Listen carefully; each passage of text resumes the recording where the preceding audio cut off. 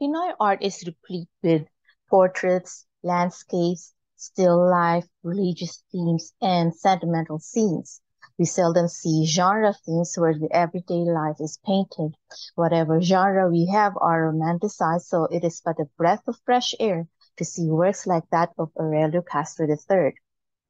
The setting is in Baguio, not only as evidenced by the title of the work, but by the window scene outside. It's such a contrast with the scene we see inside.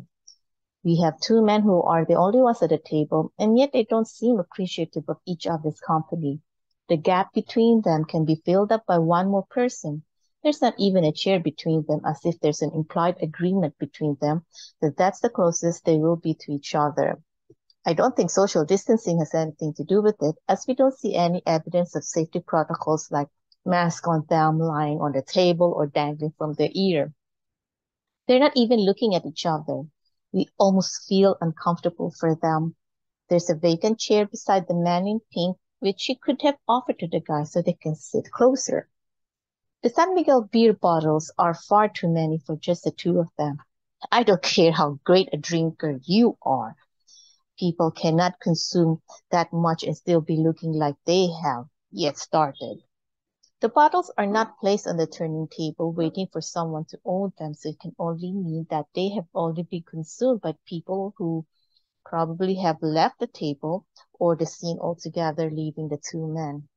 Admittedly, at first I thought those on the turning table were huge French fries. Speaking of food, there's none. It's just a drinking session on a still bright day. Outside, we see people in Cordillera clothes, busy making a living, either doing some work in their tribal wear or they are in quote-unquote costume for tourists. As a person who would be considered a local tourist should I go to Baguio, the scene is so worthy of photography not only because of their outfit, but it is the women who are carrying loads on their head and back, while the men are holding something lighter. As a city girl, I expect men to be coming up to me to help me with my load. Beside the window is an abstract painting which contrasts the two genre scenes Castro has painted for us. It's like getting three works in one watercolor paper. Next to the abstract painting is the door that connects our genre scenes. Over the heads of our men inside is a glimpse of the ceiling, while the people outside has nature's mighty mountain as their background.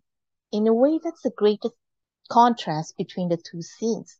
Almost everything inside is man-made, while everything outside is what nature has provided.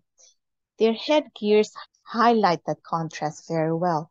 He with his synthetic baseball cap and they with their hand-stitched coverings.